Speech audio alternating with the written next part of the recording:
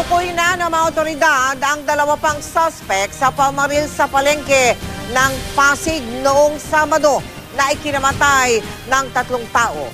Ang dalawa sa mga suspect, parehong pulis. Nakatutok si Emil Sumangil, exclusive.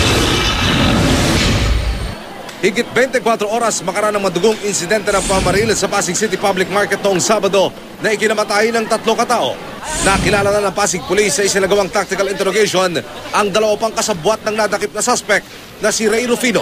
Kinilala ni Rufino na dating miyembro ng Philippine Marines ang kanyang mga kasama na sina PO1 Noel Breboneria at PO1 Yuri Jason Afos, kapwa nakadestino sa PNP Headquarters Service Support Group sa Campo Crame.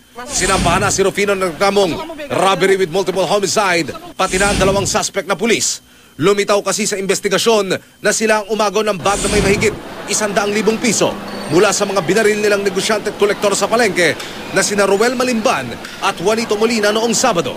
Sa kanilang pagtakas, sinaran sila ng traffic enforcer na si Jonathan Mariano. Kanila rin itong binaril at napatay. Sa loob ng na-recover na sasakyan ng pulisya na sinasabing gagamitin sana ng mga suspect sa kanilang pagtakas, nakuha ng Pasig Police ang mga ID, uniforme at baril na pag-aari ng mga suspect. Sa ngayon, yun pa ang dinidetermine natin kung sino sa 3 ang mastermind. Pero ayon sa mga informasyon nating nakuha, ay itong si Ray Rufino ay hindi pa katagalan na nagkakilala sila itong dalawang suspect na still at large. Patuloy namang inoobserbahan sa pagamutan ng nadamay sa putukan na si Gibson Urban na tinamaan sa muka habang namamalengke noong araw na iyon.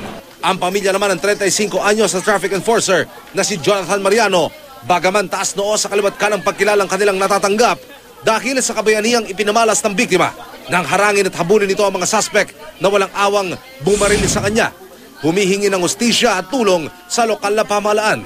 Bayani po yung pamangkin na napakabait. Kaya miski po sabihin niyo sa mga kasama niya, talagang sinuon niya yung yung hirap ng para makatulong sa ano. Ano po panawagan ng pamilya ngayon? Ang panawagan po sana po, tulungan po. Dahil kahit naman po magpunta kayo, makita naman po ang kalagayan nila po dito, talagang hirap sila. Bukod sa robbery, iniimbestigahan ngayon ng Pasig Police ang anggulong may dati nang nakaalitan ng biktimang si Malimban at posibleng ang grupo raw na ito ni Rufino, pati na ang dalawang at-large na pulis ang inupahan para itumba ang biktima.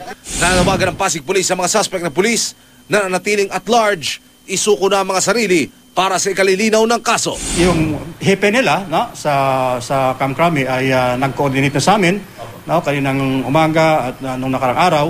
At meron na kaming usapan para maayos ang kanilang pag-surrender para hindi na rin kami mahirapan. Emil Sumangil, nakatutok, 24 oras.